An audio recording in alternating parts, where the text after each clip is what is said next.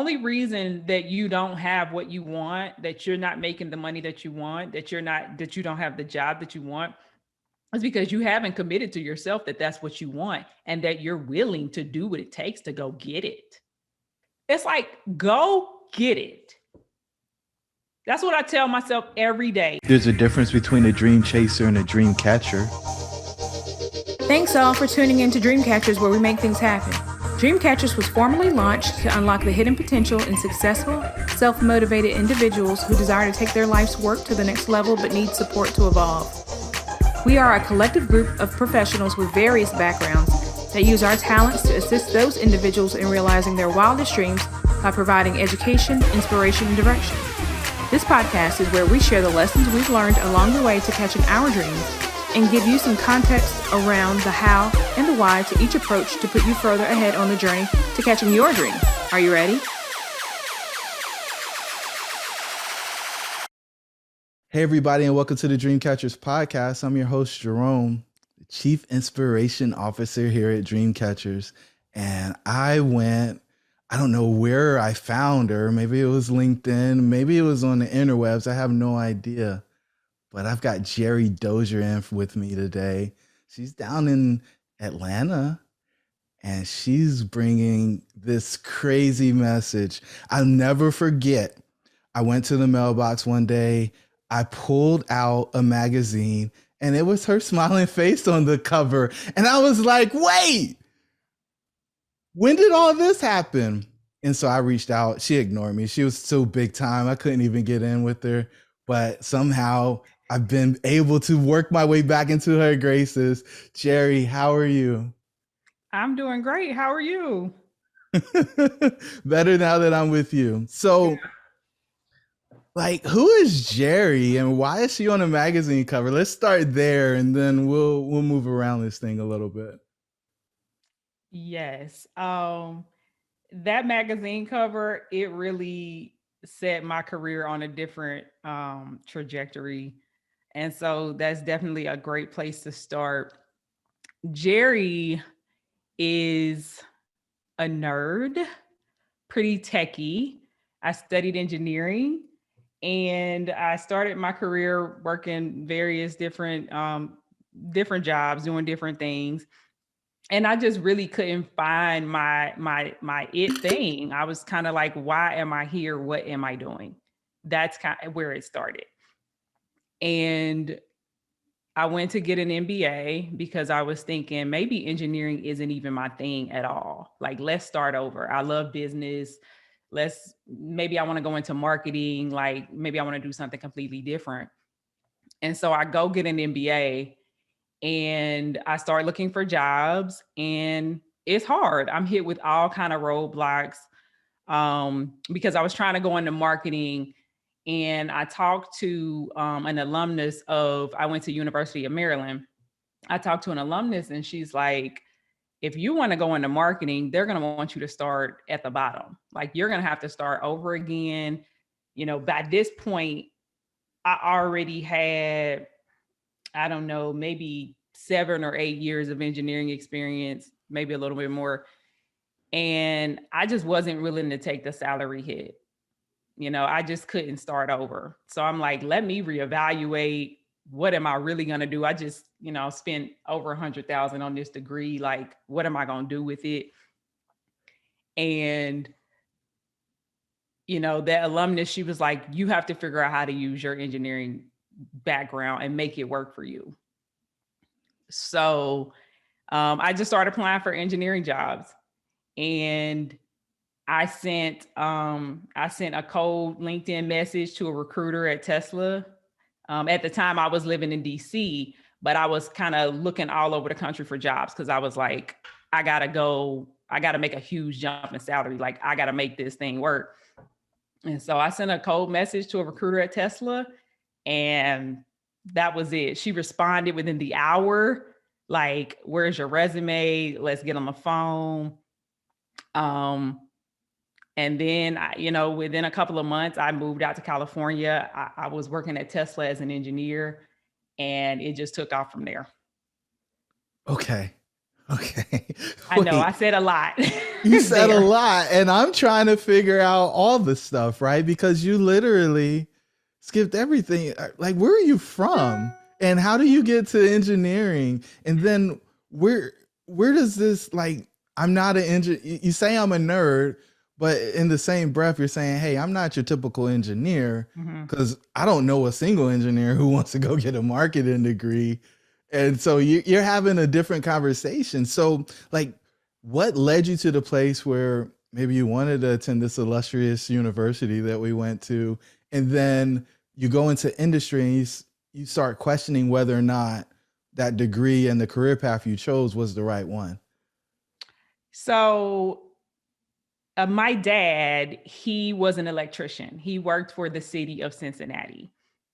And he worked with engineers. And so he had an associate's degree. My dad actually dropped out of high school, got his GED, and then went and got an associate's degree. So he was working as an electrician, and he always glorified these engineers that he worked with. And so here I am, his namesake. I'm named after him. He's Gerrie. And he's like, you're smart, you know, math, you know, science, those things always came natural to me. He's like, you're going to do electrical engineering. So he essentially picked it for me. I didn't really know what I wanted to do coming out of high school, but I knew that math came easy to me. I was always into numbers. I was always into money and things like that. And then science, I mean, it just came to me. So here I am. I knew I wanted to go to an HBCU. So a family friend had actually went to North Carolina A&T. So between him and my dad, I'm at North Carolina A&T, and I'm doing electrical engineering. That is how that happened. And so um, I finished A&T. You know, school came easy to me. For the first 3 years of A&T, I had a 4.0. Like, so school was just something I always loved, you know, no big deal. And okay, so I get to A&T. I'm studying electrical engineering. It's going pretty easy for me. The first 3 years, I had a 4.0 until I started, you know, trying to be popular on campus and live my life. Um, but up until that point, school was easy. I was, you know, killing it. And so I think I started to discover that maybe I made the wrong choice when I took my first couple of internships, and I was just bored. I mean, I was just like, what is this? I'm trying to think of how to put it into words. It just wasn't interesting at all. I was like, I didn't understand the problems we were solving. I was like, what am I doing? So it really started there. Before I graduated, I was like, let me study for this GMAT because I think I want to go to business school right away. I don't want to take a job. If the job is going to be like these internships, I need to make a different choice right now. So I bombed the GMAT, and I was like, I didn't even try. Like, I did so bad on the GMAT that I didn't even try to get into business school.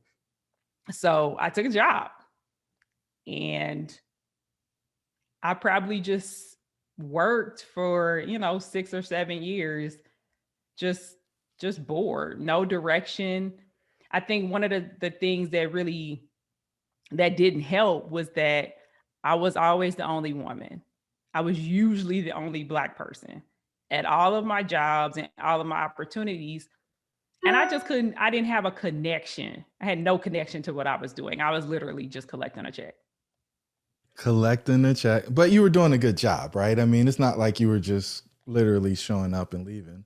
No, I mean, people loved me, right? Like, somehow I had the ability to show up at work, be completely disinterested, and still have fans. Like, people were, I still talk to people, you know, from my first and second job to this day. They're like, you're great. Like, so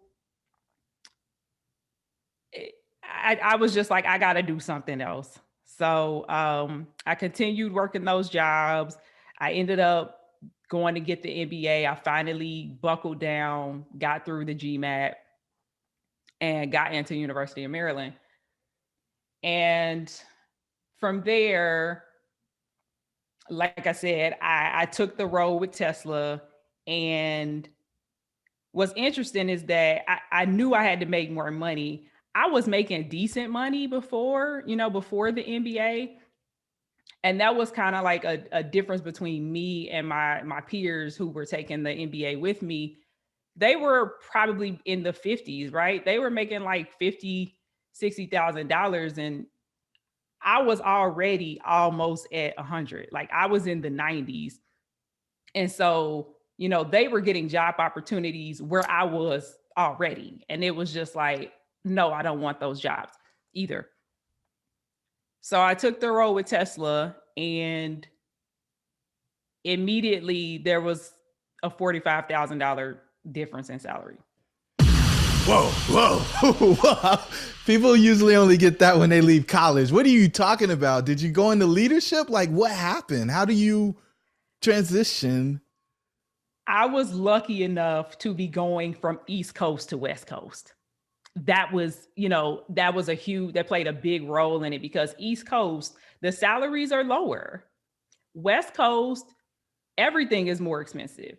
Housing, food, employment. So, and they know to get somebody to move from East Coast to West Coast, where your living expenses are likely going to double, they gotta pay. So, and I mean, that was just the tip of the iceberg. That was just salary. And then the stock started rolling in. So, I mean, it just got crazy. it literally got crazy. So yeah, I was there. You asked me what role I went into. I actually took a lateral role. It was a lateral move. I took I was a staff engineer. That was the highest level of engineer that you could be, individual contributor. And in the back of my mind, though, I knew, I was like, I want to go for this leadership role. I went and got this MBA. I have all the tools. Like, I'm doing it. I'm branding myself as a leader from the moment I hit the door. From the moment I hit the door at Tesla, I was not, what I had done in the past as an engineer is I try to do very good technical work, right? I made sure my projects were stellar. Like I was, doing all these technical things that made me a very good engineer. But when I got to Tesla, I decided I'm going to position myself as a leader immediately. I immediately started working on like mentoring.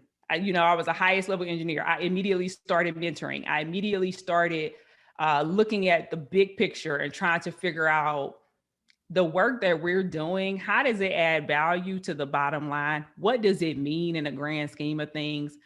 What improvements can I make beyond, the tasks that I've been given? So, I was tunnel vision. And then within 6 months, just the timing aligned. Our manager had quit for whatever reason. Our manager had quit. And now I'm an engineer. I'm reporting to a senior manager. And his organization is just huge. And he's like, I need, clearly I need to open up the role. Like I need somebody to fill it. And I don't even know if he looked externally. He might have, but at the time there were 6 of us on the team, just in my immediate team. And there was another guy there are actually 2 guys who were more senior than me. And so all 3 of us interviewed. And I mean, I killed it because I knew what I wanted when I hit the door. And I think I had a fresh perspective, and I was just, fresh off my MBA, and I knew that role was mine, and it was. So 6 months later, now I'm promoted to the manager of the team that I was brought in on originally. And at this point, so there's another salary jump. I don't know, maybe 20, 25. It wasn't as big as the other one, but because internal, you face some other challenges trying to make huge salary jumps. So it may have been 2025. So within a 6 month span, I'm making like $70,000 more than I was before. Plus stocks and bonuses. Yeah, at this, I'm still only 7 months in, so I'm still not aware of the power of the stock Oh, yet. excuse me. Okay. It was there. You get it, you get it from the jump, but I just hadn't focused on it yet. It was there, but I hadn't realized the power of it. And plus, I couldn't sell any yet. I hadn't had any. You have to your first year. It doesn't. You don't have any vestings until your first year. So it was invisible. Didn't really matter. And so I became the manager, and this was right around the time we are launching Model 3. And my manager looks at me and he says, Gerrie, we need to triple the team size. And so off I went. I ended up growing the team. We went from 6 to 40. At one point, I had probably 25 direct reports, and I said, I need to create my own organization at this point, right? We're supporting 24/7, 2 different assembly lines. We're doing S, X, and 3. And there were a couple guys under me who I still love to this day. I promoted them. I created an associate manager layer. And so now I'm like a legit leader in the organization, right? Like I have my own thing going on. And so then the magazine cover, because now I was the only Black female technical manager at Tesla. Everybody knew me because I just stood out. So Tesla did a really good job of press and putting their people out there. And so they had a lot of opportunities for me to represent them, of course, but it was good exposure for me, and it helped validate that this is what I'm here to do. I think I found my answer in that being the best engineer wasn't what I was here to do. I was here to build amazing teams. That's what I was here to do. And I had to go through the engineering piece so that I could talk to the engineers and speak their language. Ooh. So let's talk about that, right? Because I had the same epiphany. I was like, man, I don't want to be an engineer. What am I doing? Right. But there is a vernacular, right? To be credible in this space, right? There's people who try to do the thing, but they get dismissed immediately because they're not actually an engineer. And so for you to go do this, get the comp, I call it jumping from salary curve to salary curve. High starting salary on engineering side, grow, jump over to leadership, grow, because that engineering bump. I mean, you said you peaked out, right? You were at the top level in the organization from a technical standpoint, but it allows you to continue to grow. Did you appreciate the journey up until that point? Did the previous 7, 8, 9 years make sense at that point? Or were you still kind of finding your way through it? I was still finding my way through it because, I mean, it was a grind. It was a serious grind. Like I was drowning, as much as it sounded, like a good opportunity, and it was glorious, and it came with this and it came with that. It's hard to explain. I had no life. Well, how many hours were you working a week? Oh, Lord. All the hours. All of them? All of the hours. I mean, because we supported 24/7, right? And so, my day was probably 7 to 6. And then I'd go home and my phone never stopped ringing. Never.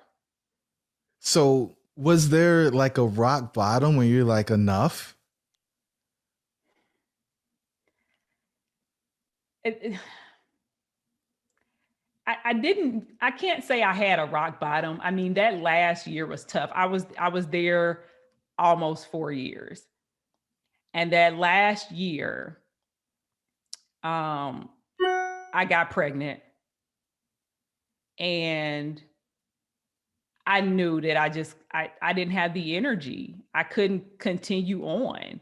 I couldn't keep doing the grind. I couldn't keep doing the 8 hour, the 10-hour work day, and then working another 3 or 4 hours when I got home, and then not being able to rest well because, my phone is ringing at 12 a.m., 2 a.m., 4 a.m. And then at 6, I need to get up and go to work again.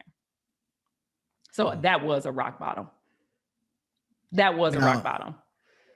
Now that's interesting, right? Because everybody would say, oh man, she's living a life. Why don't you just keep the good times rolling? You're like, yeah, I got something more important happening now. Yes. Life had just, it was moving on. And I was done grinding. I was done grinding. I had made the money. At this point, I'm at year 3. And so I've gotten 3. I don't even know how many stock allotments I had gotten at that point. And my stock, I had stock that was in the 100s. So like 150. So, I mean, if you know the history of Tesla stock, it's at $900 right now. I mean, it got up to what? It was over 1,000 a couple of months ago. Anyway, so once you see your bank account at a height that you've never seen it before, and you're like, I have options now. Wait, you didn't just go on vacation and buy a new Model X or Y? Come on. S? No, can I get the Plaid? No, I didn't even get my Tesla until last year. So all that time, no, I never got one. So what I started doing is, and ironically, it kind of goes back to my dad. When I was in high school, when my dad finally retired from his city job, he went and got his real estate license, and he opened up a brokerage.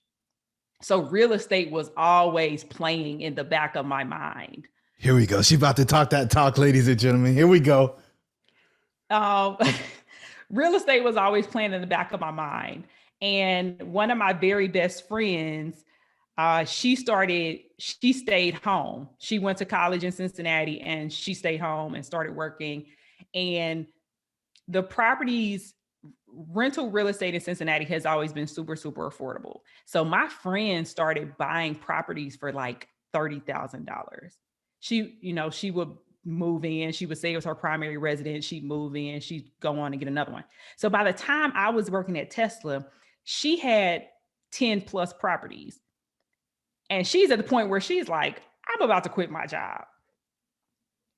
And so I'm like, I finally had the money to make some of these moves.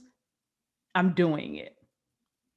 And so in 2018, I did my first real estate deal. I actually bought 2 properties at once. So I went from 0 to 7 units overnight, and I just kept going. It felt good. It felt right. I knew the city. I had people there who would help me with managing the properties. And I started plowing all of my extra money into real estate. Now, you said you kept going. This not to 10. This is no small feat, ladies and gentlemen. Where are you at right now with the whole portfolio? It's still small portfolio. We're at 22. I just closed on my 22nd 4-unit property. So we have a total of 84 doors. you said so you said 22 like it was 22 doors. Now you gotta do some multiplication, ladies and gentlemen. She's doing the multifamily thing out here. Come on now. Yes, all multifamily, and I'm still looking for more.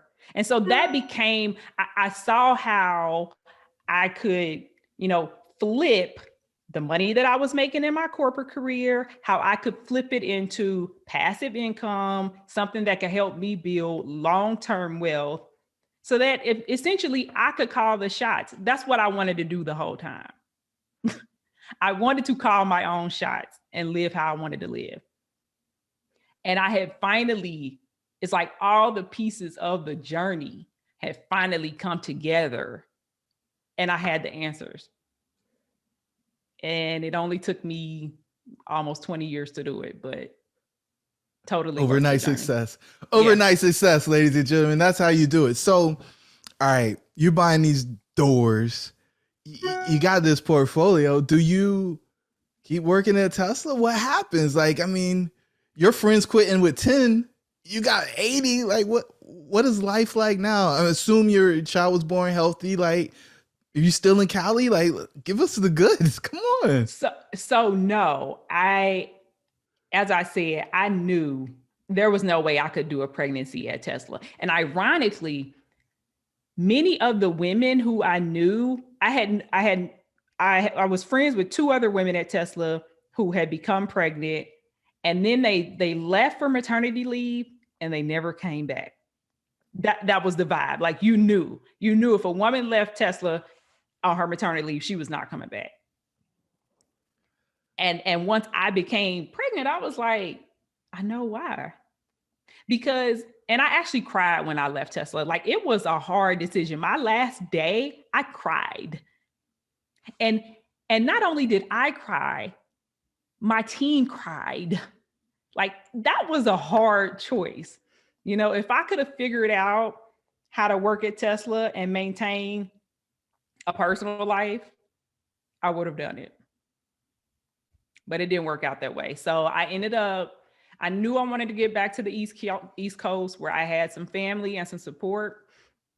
So, and I wanted to go to Atlanta because I was like, I want to find my forever city.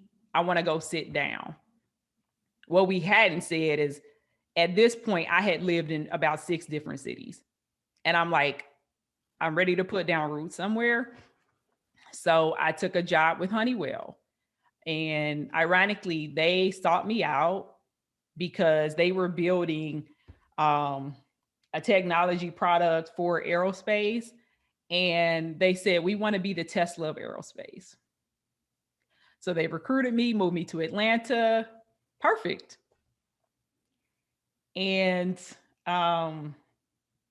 where do we go from there? I'm still working because honestly, a part of me, I hadn't figured out the healthcare thing yet, right? I'm like, I'm pregnant. I do have this passive income, but I need healthcare. And to be 100% honest, I needed somebody to move me across the country. It's not cheap. So I'm like, we're going to get this good reload package. And then we were able to sell our house in California. I mean, that was a whole nother crazy financial situation, more money than I had ever seen in one transaction.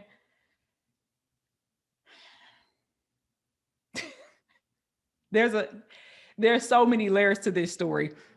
So I get to Atlanta, I'm working, I have my son, all is well. I go on maternity leave, and then COVID-19 happens.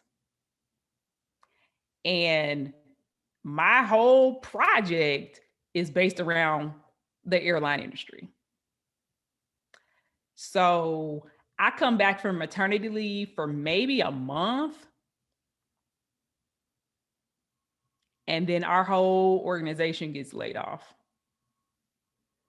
Ooh. And, coming from an engineering background where work has always been super stable and super, I literally never anticipated that ever happening to me, just from a pride standpoint. I was blessed. I had the rental properties. I had, some stacks of money just sitting for an emergency. So it wasn't the financial hit. It was more so like, what is this going to do to my brand? Like, so definitely some mental challenges. I had to take a step back, and it was a blessing. Every challenge is actually a blessing. So I stayed home for a whole year, and I was like, let me try to figure out what I'm going to do. What's up, tribe? It's your host, Jerome. I just want to let you know that we put together a free 15-point checklist for exiting the matrix. Jump on over to dreamshouldbereal.com in order to pick your free copy up. Let's get back to the show. And while I was, at home, my niece, she had up and quit her job. She left Cincinnati. She had it in her mind she wanted to move to North Carolina. So she moved to North Carolina without a job. And she's like, Aunt Gigi, I'm Gigi to her. Aunt Gigi, you've had so many jobs. Like, I have no idea what I'm doing. Help me find a job. And so that's what I did with my spare time. I, prepared her for interviews, prepared her profile, looked at her resume. I became a career coach, essentially. And the most rewarding part of that was that she saw, but we ended up getting her a job. She got a $20,000 pay increase. And I mean, that's game changing. She's in her 20s, right? It was game changing for her. And then, so that happened, and I'm on LinkedIn one day, and a couple of the guys who were on my team at Tesla, he just randomly puts this post up, and it's like, we all need to, tell our mentors and people that matter to us how they've affected our lives and how we're grateful for them. And he, adds me in the post, and he's like, Gerrie Dozier, like, I would not be where I am today if it wasn't for you. And he said all these wonderful things about me. And I'm like, who is this guy talking about? But it was really influential in that I was like, I guess what I did mattered to people. Like, I literally changed people's life at Tesla. And then the comments under the post, all my old team members, all people who used to work with me at Tesla, even my old boss came to that message and was like, so proud to have managed you, yada, yada, yada. And I'm like, wow, I think I'm really gonna do this. Like, what I didn't say was probably 3 years ago, I had wrote down in my journal that I wanted to start a coaching business. I didn't know what I was going to coach at that time, but people have always come to me for advice. I'm always helping somebody figure something out, and I genuinely care about people and their success.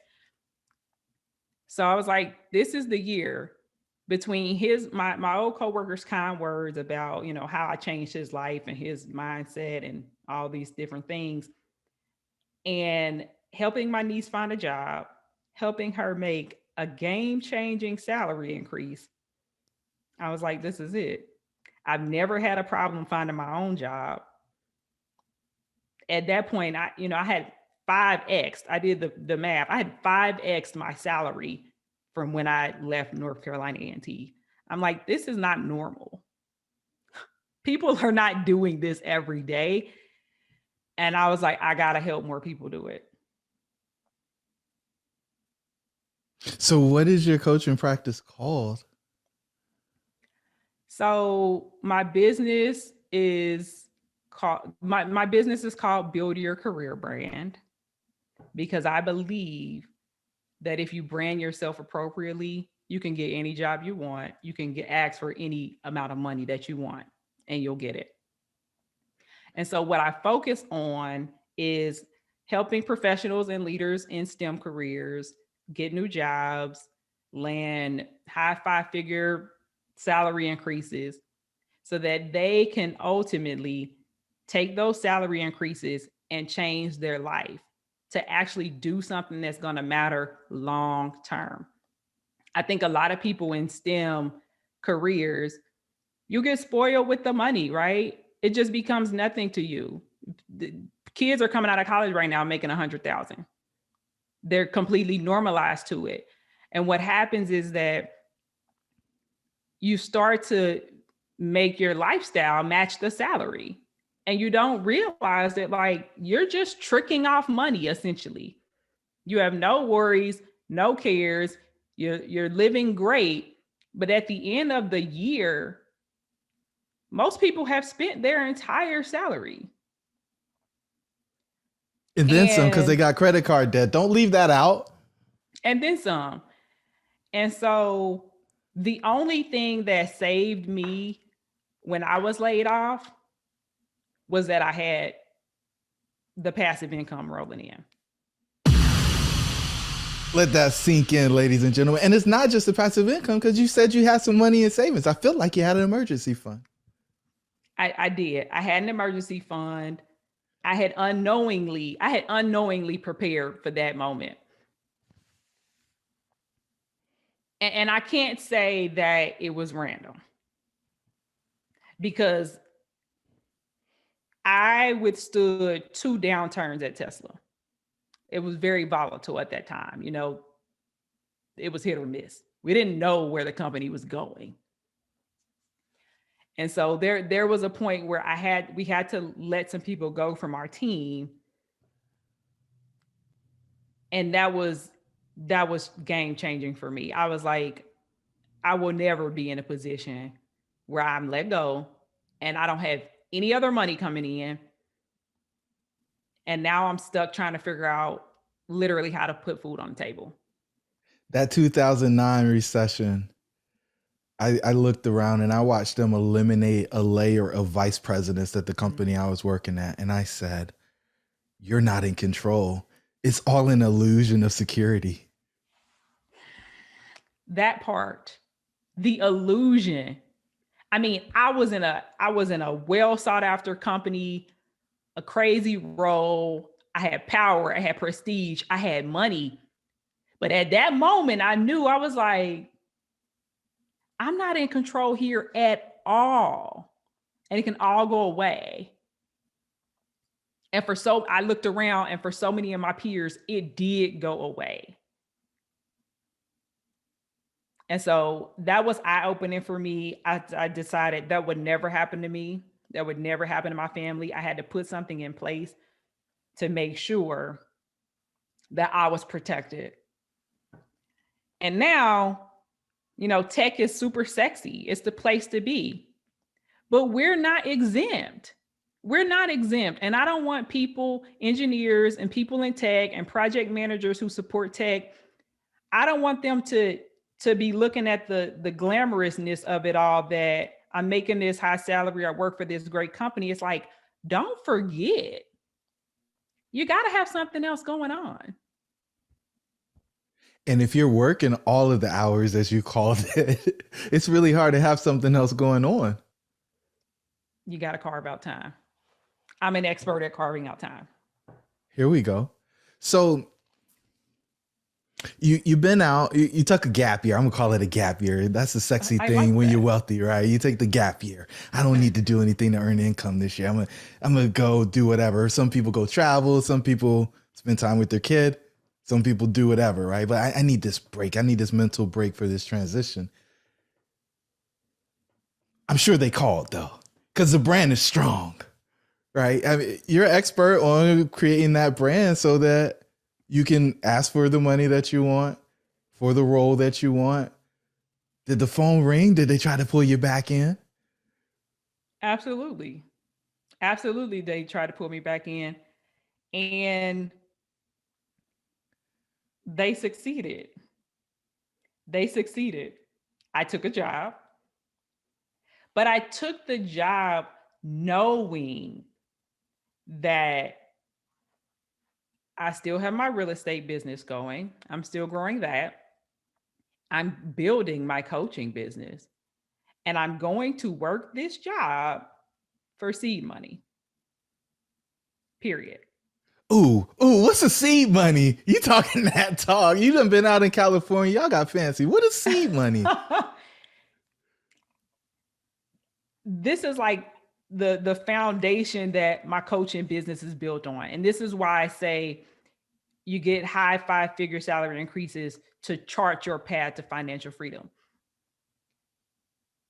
If you want to invest in real estate, put some money aside in stocks, whatever it is that you want to invest in, I believe you should be able to do it without reducing your lifestyle, right? You shouldn't have to sell your car. You shouldn't have to eat ramen noodle. You shouldn't have to, do all these crazy things to come up with some extra money that you have that you don't need.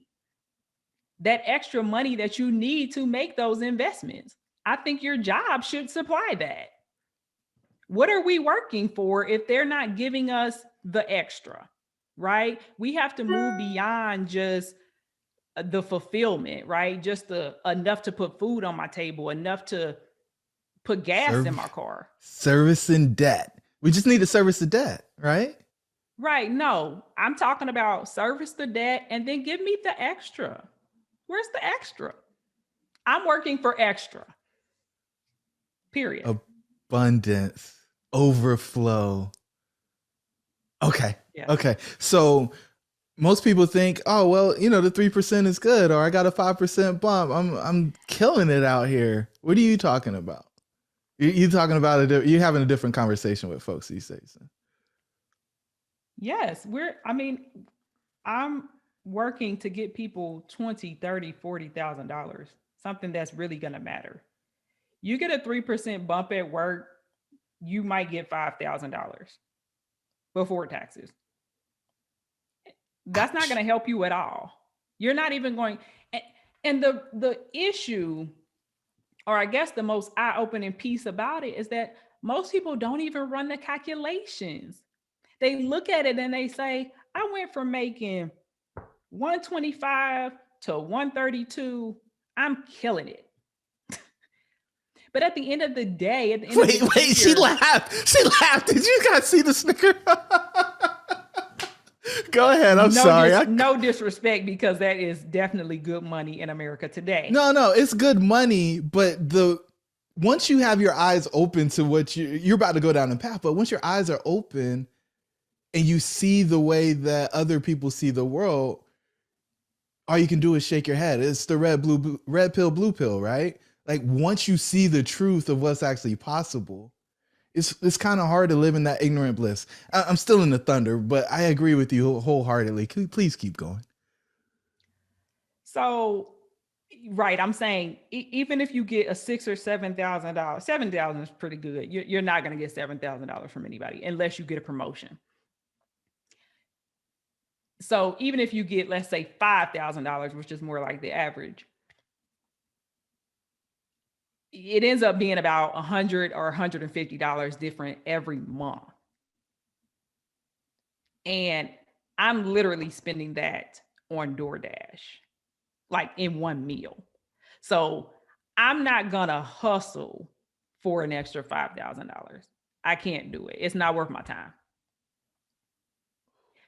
We'll take it, but we need to have a strategy. We need to have a game plan. We need to figure out, how am I going to turn 125 to 150 to 175 to 200 so that, I'm living great, on my salary of 125 or whatever.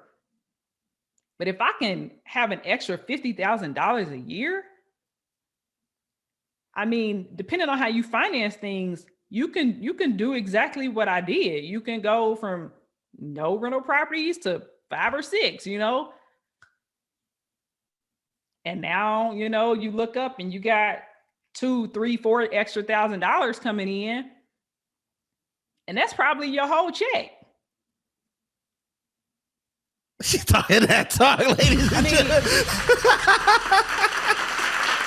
The math. It's funny because you're speaking specifically to people who have technical backgrounds, and we're not doing the math. We're not doing the math. Like we went through 4 years of the grind of university. We're doing calculus 18 and differential equations. I hated that class, man. Shout out to Dr. Clemens. And we put the pencil down and we feel like we can only use math when we at work. We don't use it for the bank account. We're not trying to figure out how to make the money stretch. Right, because that's all we were supposed to do, right? From my dad's perspective, he's like, you made it. You know, my salary, I don't know if I'm supposed to say this, but my salary leaving A&T was what he was going to make at retirement. It's so true for those first generation wealth creators is what I call them, right? Yeah. The first ones that go away to school. You know, if you know about the TRIO programs, there's some of the other bridge programs that were out there to help you be successful because granddaddy wasn't an engineer. Granddaddy might not have graduated from high school. And great granddaddy didn't start the business 2 years or 2 generations ago. So you can just walk in and be president out of college. So this is totally different conversation. But what these degrees do for those folks is give them the opportunity to earn a high income. And instead of putting it in places where it grows, we go show people that we making money now. We got the cars and we got the vacations and we got the jewelry and we got the pick the thing, and we're not actually creating anything for that next generation. And so I love your message, and I love the mission even more because I think it's a conversation that's not being had, and I think you're the perfect person to champion it because you actually did it. You're not talking theory. This is proven out in your experience. So we talked about this a little bit in the salary bump conversation, but when you think about pre-recognition of the fact that these things can happen when you build a brand to today, like what's the biggest difference in the way that you approach life?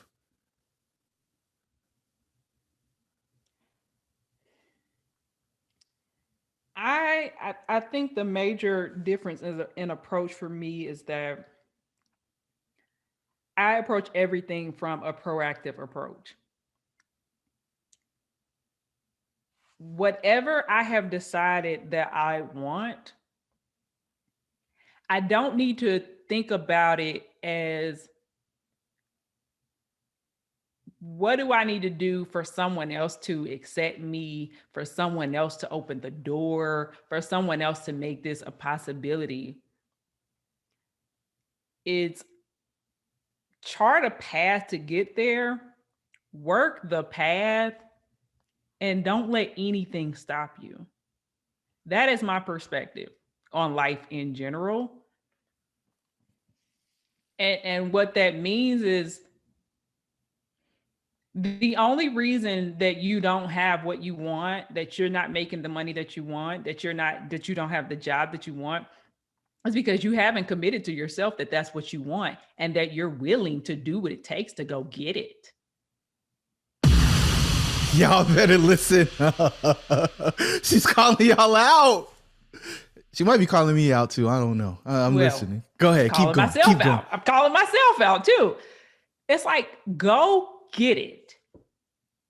That's what I tell myself every day. You know, if it's something you want, even my friends, when people call me for advice, they call me with complaining. What are we going to do? Right? I'll let you vent for like a few minutes, but what are we going to do? If you focus more on the action, you're constantly making progress. You're constantly moving yourself forward. You don't have time to complain when you're acting.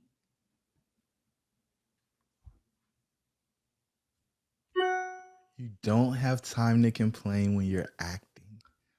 Ooh, Fix the problem. Stop talking about it. Some people just want to wallow in it though. And I think there's a place for that, but my personal rule is 24 hours.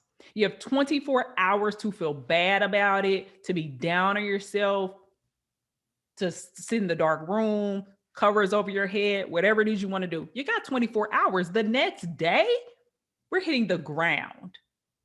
We're hitting the ground, okay? I went through this with my niece, and I love that she literally took that from me and she moves with it, right? You get a rejection from a job offer, you get laid off, you get this, you get that. You get 24 hours to feel bad about it. And the next day I'm calling you and I'm like, what's the game plan? You can't feel bad when you're trying to figure out your next move and you're acting. It's impossible. You can only sit and wallow in it if you're just sitting, if you're doing nothing, because your brain can continue to work the cycle, and remember all the bad things that happen. But when you tell your brain, no, I need to figure out how to get from point A to point B, like your brain is thinking about that. Yep. Activate the reticular activating system. So, Gerrie, what are you most grateful for? What am I most grateful for? Right now, today, I am most grateful for mental health, to be 100% honest, because I think um, being mentally healthy has allowed me to figure out exactly how I want my life to look and to go get it in all areas, right? I'm able to have the family life that I want. I'm able to have the relationship with my son that I want. I'm able to, have investments and build a business. And if I wasn't grounded in who I am and what I believe in, things would be hectic. I would be stressed. And I'm grateful right now that I'm able to, quote unquote, have it all without stress. And I feel good about it. And I'm really grateful for mental health right now. Beautiful. I think it's one of the greatest gifts that, and most people don't even understand what it is because there's no focus on it. So the listeners are like, okay, because a lot of them are in corporate America, the other half are out, and the people who are in are trying to figure out how to get out or how to create a path so that they can't get out. So how can they get in contact with you? Because they need to get those 20, 30, 40, $50,000 salary increases so they can create that gap, so they can place it here or put it in real estate or do whatever they're going to do to get their exit plan together. Where do they go? So go to my website, gerriedozier.com. You'll see the ways to work with me. I'm actually launching my first one-on-one coaching program. And so if you go to gerriedozier.com, you can join my email list. And I think the first stop is to grab a copy of my free guide. I have a free guide. It is a step-by-step salary negotiation guide to get your 5-figure salary increase. If you want to go the DIY route, I give lots of information about how salary and compensation actually works at companies. A lot of people don't understand that. So I give that. I give tools and tips so that if you are in a position to negotiate for a salary, or you can go to your boss and try to get some extra money in your current role before I open up my coaching program, or before you get a chance to work with me, I want to give you the tools. I want you to have the right tools and the right things to say so that you can make a change today. So if you go to gerriedozier.com, all the information is there. I'm heavy on LinkedIn. You can just look me up. I'm Gerrie Dozier on LinkedIn. And I'm looking to connect with people in tech who are ready to make a change, who are just numb to the fact that they make six figures. It's like, what's next? If you want to know what's next, work with me. Beautiful. So the final question is one I ask everybody. What's the one thing you want the listeners to take away from this episode? The one thing I want the listeners to take away from this episode is that if you are in corporate America, or if you are working any job, you have to figure out a way to make that job, career, whatever it is, it should be working for you. You have to internalize that. You're not just put here to, make output for somebody else to get a return on their investment. How are you getting a return on your investment, on your time that you're spending, whether you did college, working all of the hours, as I mentioned, degree after degree, hustle after hustle? How is that serving you? I really want people to internalize that, have that conversation with yourself. Are you being served? And I'm not talking about, do I love my job? Because, that's just an illusion. I'm talking about, what benefit am I receiving from this opportunity where I spend a lot of time and a lot of energy?